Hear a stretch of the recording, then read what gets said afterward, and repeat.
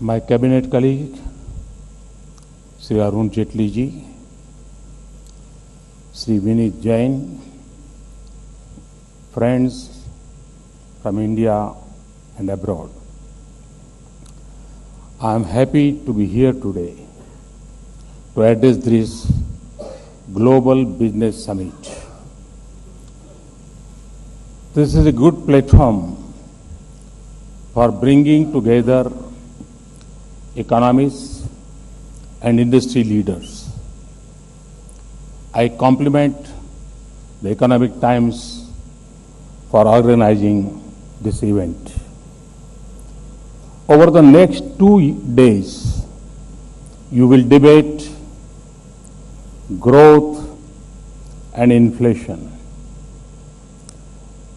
manufacturing and infrastructure, missed chances and unlimited possibilities.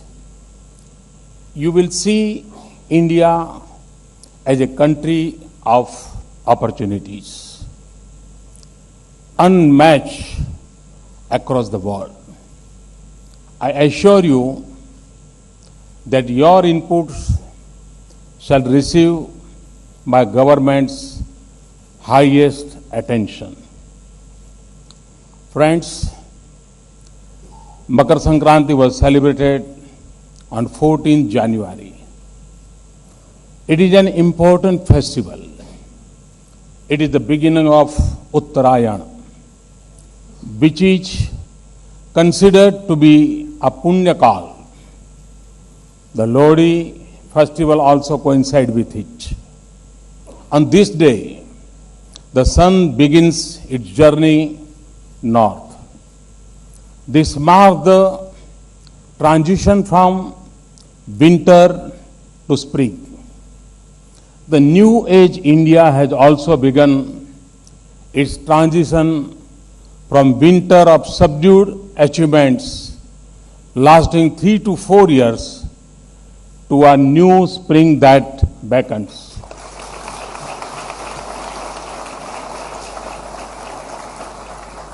The country had fallen into deep despair with 2 back-to-back years of below 4% growth and governance at rock bottom. A series of scams from telecom to coal had paralyzed the economy. We deviated from the dream of India as a land of opportunity. No longer we can afford the flight of capital and labor for back of opportunities. We have to repair the damage that has happened. Restoring growth momentum will be an uphill task. It will take hard work, sustained commitment, and strong administrative action. But we can overcome the mood of despair, and we must. It is in this context what all the steps we have taken must be seen. Friends, destiny has favored me to serve this great nation. Mahatma Gandhi said that we should not rest until we wipe every tear from every eye. Elimination of poverty is fundamental to me. This is at the core of my understanding of cohesive growth. To translate this vision into the reality,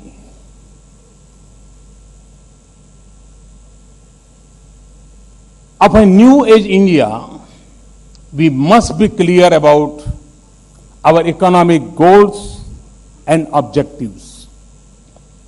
The government must nurture an ecosystem where the economy is primed for growth, and growth promotes all-round development, where development is employment generating and employment is enabled, where skills are synced with production and production is benchmark to quality, meets global standards, and meeting global standards drive prosperity. Most importantly, this prosperity is for the welfare of all. That is my concept of economic good governance and all-round development. It is up to us to create conditions for the people of India to blossom and create this new age India. Friends, let me outline what we are doing to usher in this new spring. My government is moving fast in designing policies and laws to promote growth. This is where I seek everybody's cooperation. First, we are committed to achieving the fiscal deficit target announced in the budget. We have worked systematically in this direction. Many of you practice Kaizen in your companies. Reducing wastage means cutting excess and preventing misuse. This requires self-discipline. That is why we have the Expenditure Management Commission to suggest cuts in wasteful expenditure. This way, we will make the rupee more productive and deliver maximum bang for the buck. Second, the petroleum sector has been major reforms. Diesel prices have been deregulated. This has opened up space for private players to enter into the petroleum retail. Gas prices have been linked to international prices. This will bring a new wave of investment. It will increase supplies. It will resolve problems in the key power sector. Today, India's cooking gas subsidy is the world's largest cash transfer program. Over 80 million households receive subsidy directly as cash in their bank accounts. This is 1/3 of all households in this country. This will completely eliminate leakages. Building on this, we plan to introduce direct cash transfer in other benefit schemes. Third, inflation has been controlled through firm measures. While falling oil prices help, even non-oil inflation is at a very low level. Food inflation has come down from 15% a year ago to 3.1% last month.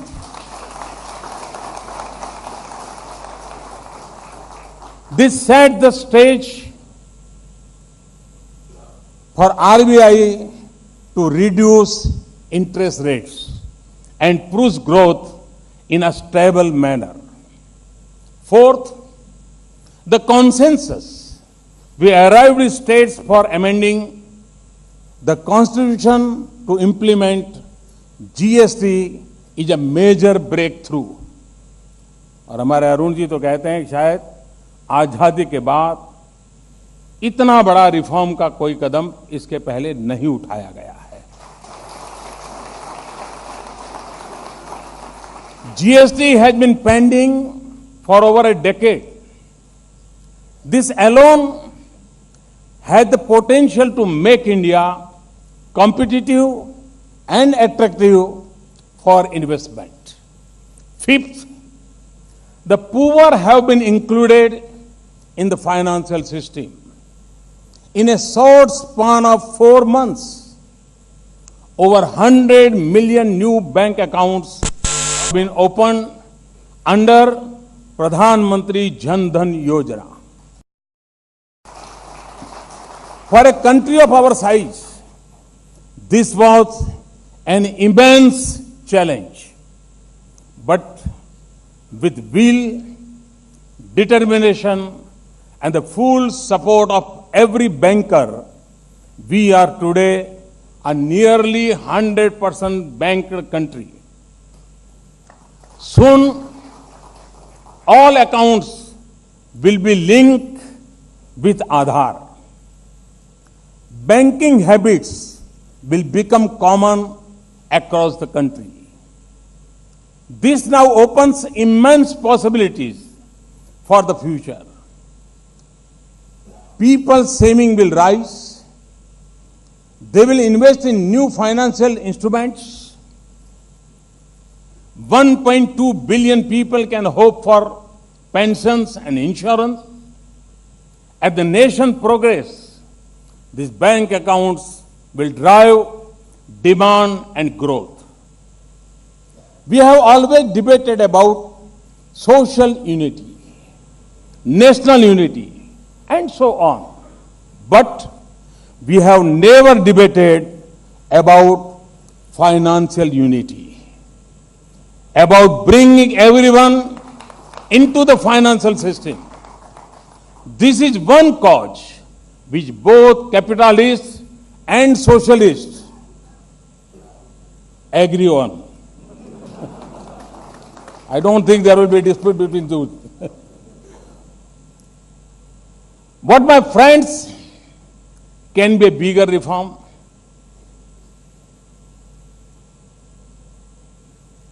Sixth, the energy sector has been reformed. Coal blocks are now allocated transparently through auction. Mining laws have been changed to facilitate efficient mining. Similar reforms are on the way in the power sector. We have revived long pending projects in Nepal and Bhutan with the cooperation of their governments. Steps are being taken to deliver 24/7 power for all using every possible source, including renewable energy. Seventh, India is being made an attractive destination for investment. FDI caps have been raised to insurance and real estate. FDI and private investment are being promoted in defense and railways. The Land Acquisition Act has been amended to smoothen the process and speed up matters. This will give a thrust to infrastructure and manufacturing while protecting the compensation to farmers.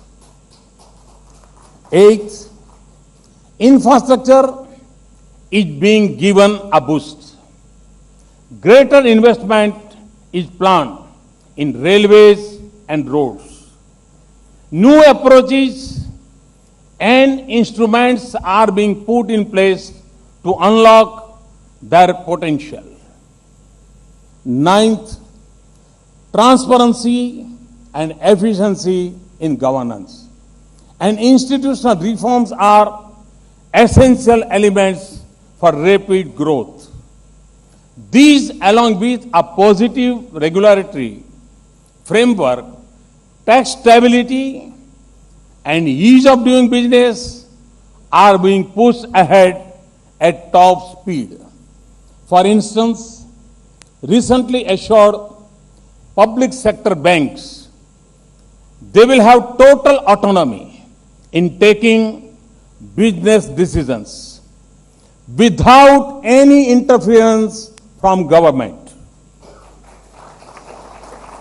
on loans and their operations.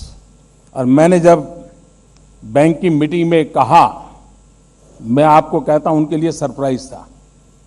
मैं उनसे कहा, आपको इस काम में कभी PMO से phone नहीं आएगा, और मैं मानता हूं इससे बड़ा कोई कॉन्फिडेंस लेवल नहीं हो सकता है। और यही है जो ट्रांसपेरेंसी लाती है। We need to use technology to deliver good governance, whether it is a simple one like biometric based attendance, which has improved office attendance and work culture, or a cutting edge one like space technology in mapping and planning. I intend to launch a massive national program for PDS computerization. The entire PDS supply chain, public distribution system, from the FCI godown to the ration shop and consumer will be computerized.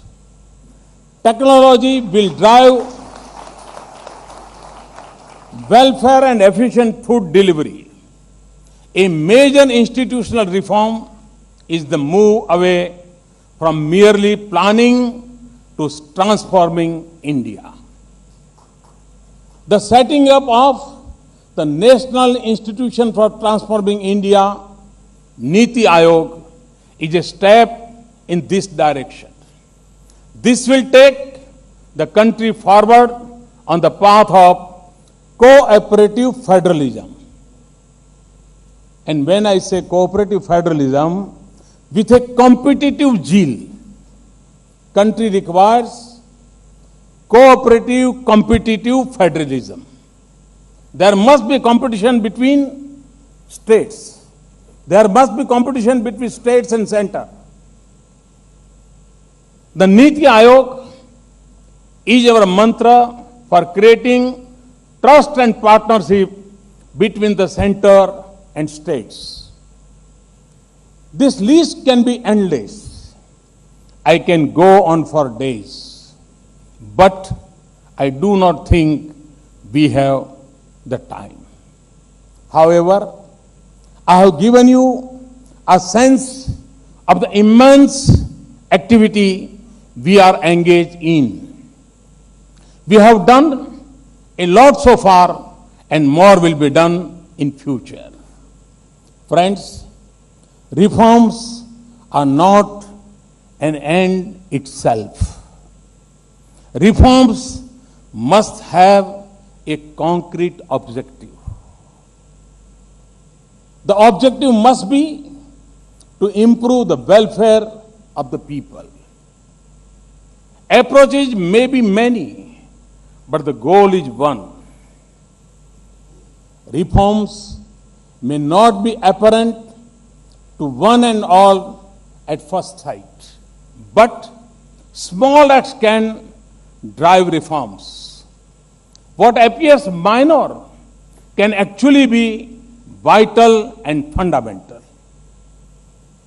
Further, there is no contradiction between doing big ticket items and doing small things. One approach is to have new policies, programs, large projects, and path-breaking changes. Another approach is to focus on the small things that matter. Create a people's movement and generate mass momentum, which then drives development. We need to follow both paths. Let me explain this a bit. Generating 20,000 megawatt of power attracts a lot of attention. That is important. अगर मैं कल घोषणा करता हूं कि हम 20,000 megawatt बिजली times of India के हेडलाइन पे आ जाएगा, शायद.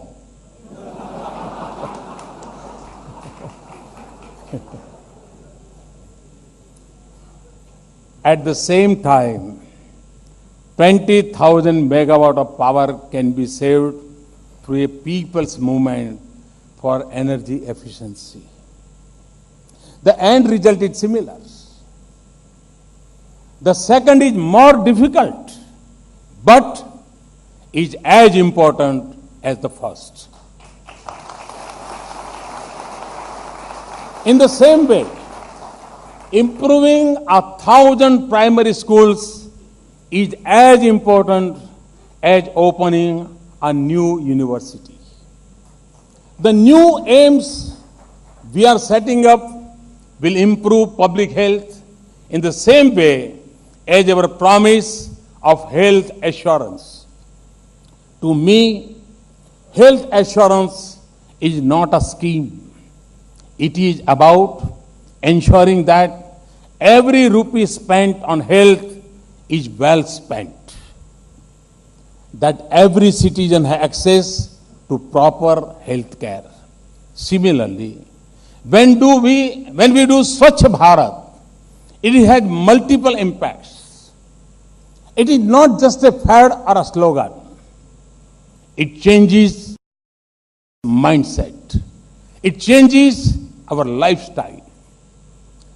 Swachhta becomes a habit. Waste management generates economic activity. It can create lakhs of Swachhta entrepreneurs. The nation gets identified with cleanliness. And of course, it has a huge impact on health. After all, diarrhea and other diseases cannot be defeated without Swachhta. The mantra of independence was Satyagraha. Mahatma Gandhi ने पूरी आजादी का एक केंद्र बिंदु शब्द रहा था सत्याग्रह. And the warriors were Satyagrahi. The mantra New Age India must be Swachhagrah. Like Satyagraha, Swachhagrah. And the warriors will be Swachhagrahi. Like Satyagrahi, Swachhagrahi. Take the case of tourism. It is an untapped economic activity. But tapping it requires a Swachh Bharat. It needs improvement in infrastructure and telecom connectivity. It requires better education and skill development. Therefore, a simple goal can generate reforms in multiple sectors. People must understand the Clean Ganga program. Clean Ganga program as an economic activity. The Gangetic plains account for 40% of our population. They have over 100 towns and thousands of villages. Improving Ganga will develop new infrastructure. It will promote tourism. It will create a modern economy helping millions of people. In addition, it preserves the environment. Railway is another example. There are thousands of railway stations in the country where not more than 1 or 2 trains stop in a day.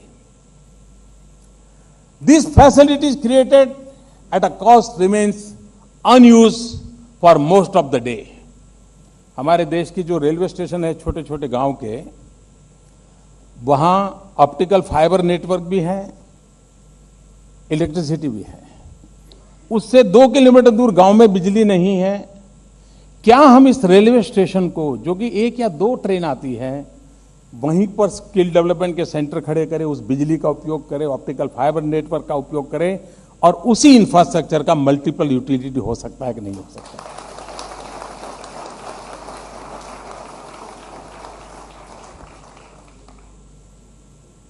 Small is Indeed beautiful. और मैं जब छोटा था तब एक किताब पढ़ता था, small is beautiful. In agriculture too, our main goal is to raise productivity.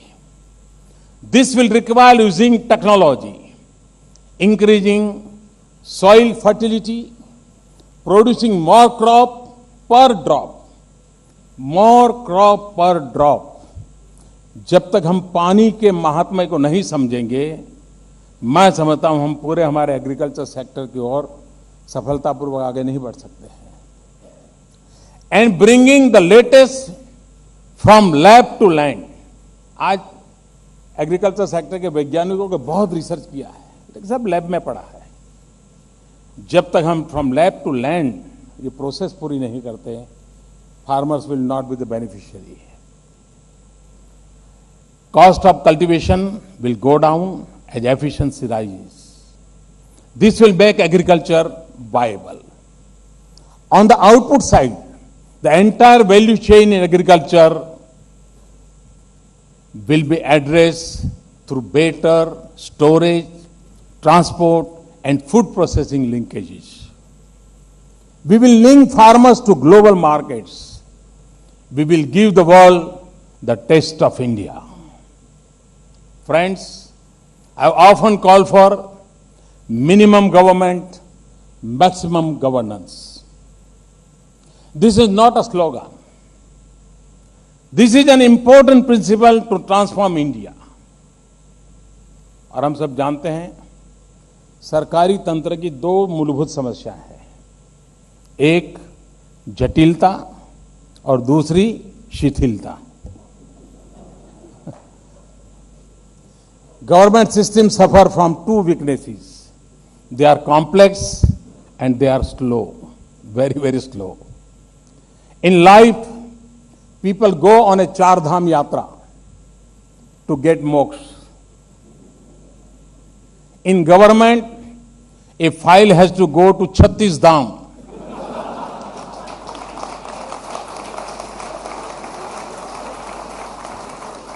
And yet not get moksha.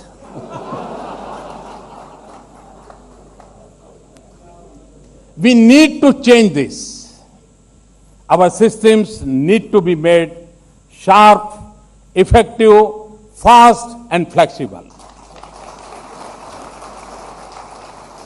This requires simplification of processes and having trust in citizens. This needs a policy-driven state. What is maximum governance? Minimum government. It means government has no business to be in business. There are many parts of the economy where the private sector will do better and deliver better. In 20 years of liberalization, we have not changed a command and control mindset. We think it is okay for government to meddle in the working of farms. This must change, but this is not a call for anarchy. First, we need to focus government upon the things that are required of the state. Second, we need to achieve competence in government so that the state delivers on the things it set out to do. Why do we need the state? There are 5 main components. The first is a public goods such as defense, police, judiciary, etc. The second is externalities which hurt others, such as pollution. For this, we need a regulatory system. The third is market power, where monopolies needs controls. The fourth is information gaps, where you need to someone to ensure that medicines are genuine, and so on. Last, we need a well-designed welfare and subsidy mechanism to ensure that the bottom of society is protected from deprivation. This specially includes education and healthcare. These are 5 places where we require government. In the 5 areas where we need government, we require competent, efficient, and non-corrupt arms of government. We in government must constantly ask the question, how much money I'm spending and what outcomes am I getting in return? For this, government agencies have to be improved to become competent. This requires rewriting some laws. Laws are the DNA of government. They must evolve with time. India is a $2 trillion economy today. Can we not dream of an India with a $20 trillion economy? Should we not create the environment for this to happen? We are preparing the ground for it. This is hard work, I know very well. This is hard work. Quick and easy reforms will not be enough for creating a fast-growing economy. That is our challenge, and that is what we aim to do. Digital India and Skill India are attempts in this direction. Digital India will reform government systems, eliminate waste, increase access, and empower citizens. It will drive the next wave of growth, which will be knowledge-driven. Broadband in every village with a wide range of online services will transform India in a manner we cannot foresee. Skill India will harness the demographic dividend which everyone talks of. Friends, improvement in governance is a continuous process. We are making changes wherever acts, rules and procedures are not in tune with needs. We are cutting down on multiple creases that jog investment. Our complex tax system is crying for reform, which we have initiated. I believe in speed. I will push through change at a fast pace. You will appreciate this in times to come. At the same time, we need to take care of the poor, deprived, and left behind sections of society. I believe that subsidies are needed for them. I repeat, subsidies are needed for poor. What we need is a well-targeted system of subsidy delivery. We need to cut subsidy leakages, not subsidies themselves. Wastage, as I said earlier, must be removed in subsidies. The target group should be clearly identified and the subsidies should be well delivered. The ultimate object of subsidies should be to empower the poor, to break the cycle of poverty and become foot soldiers in our war on poverty. मैं उस रास्ते पर जाना चाहता हूं जहां गरीब स्वयं भी गरीबी के खिलाफ लड़ाई लड़ने के लिए सज्ज हो। उसको हम वो शस्त्र दें, वो अवसर दें ताकि वो भी गरीबी के खिलाफ लड़ने वाला हमारा एक मजबूत सोल्जर बन जाए और तभी हम गरीबी से मुक्ति पाएंगे। At this point, would also say that development has to result in jobs. बाकी सब बातें हैं। Reform, economic growth, progress, all are empty words if they do not translate into jobs. What we need is not just more production, but mass production and production by masses. Friends, economic development cannot take a nation forward on its own. Development has many dimensions. While on one hand, we need higher incomes, we also need a society which is cohesive, which balance the stress and strain of a modern economy. History is witness to the rise and fall of nations. Even now, many countries have become rich in an economic sense, but are poor in a social sense. Their family systems, value systems, social networks, and other elements which hold a society together have broken. We should not go down that path.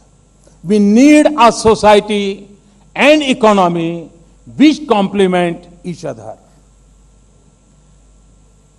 That is the only way for a nation to go forward. Further, development seems to have become the agenda only of government. By and large लोगों को लगता है कि ये विकास तो सरकारी काम है, ये सरकार का एजेंडा है। इस माइंडसेट को हमें बदलना पड़ेगा। It is seen a scheme that should not be the case. Development should be everyone's agenda. It should be a people's movement. Friends, like the rest of the world, we are concerned about two dangers: terrorism and climate change. Together, we will find a way to face this. Today, everyone is looking towards Asia for inspiration and growth. And within Asia, India is important, not just for its size, but for its democracy and its values. India's core philosophy is Sarva Mangalya Mangalyam and Sarve Bhavantu Sukhinaha. This is a call for global welfare, global cooperation, and balanced living. India can be a role model of a growth and cohesiveness for the rest of the world. For this, we need a workforce and economy which meet global needs and expectations. We need to quickly improve social indicators. India should no longer be bracketed with the least developed. We can do this. Swami Vivekananda had said, "Arise, awake, do not stop until the goal has been attained." This should inspire us all to achieve the vision of a new age India. Together, we can. Thank you very much. Thanks a lot.